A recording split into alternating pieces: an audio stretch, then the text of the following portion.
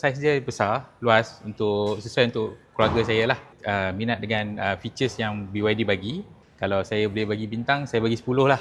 Okey, terima kasih. 10 bintang lah sebab mudah berurusan dengan Win, and then dia pun reply apa yang I tanya semua dengan cepat. Hello guys, saya adalah Abang Win. Hari ini kita sangat gembira sebab kita nak tanya Encik Izzuan kalau deliver BYD Seal 6. Okey, Encik, boleh kenalkan diri sendiri.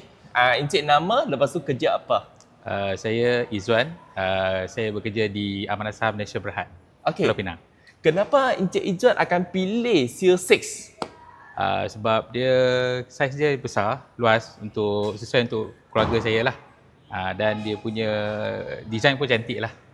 Okey, sebelum itu Encik adalah pakai kereta petrol kan? Ya, betul. Kenapa tiba-tiba berani nak switch kepada pakai EV?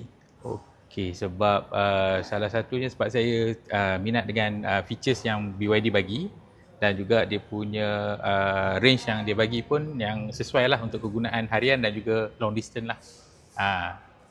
Okey, macam mana dengan servis Abang Win daripada awal sekali sampai sekarang dah delivery? Okey, kalau saya boleh bagi bintang, saya bagi 10 lah. Okey, terima kasih. 10 bintang lah sebab mudah berurusan dengan Win, and then dia pun reply apa yang I tanya semua dengan cepat, dan semua urusan senang saja. Okey, baik, itu saja. Terima kasih. Kalau nak cari BYD boleh cari Abang Win dekat Juru Aero EV. Bye bye. Boleh jumpa Abang Win dekat BYD Aero EV.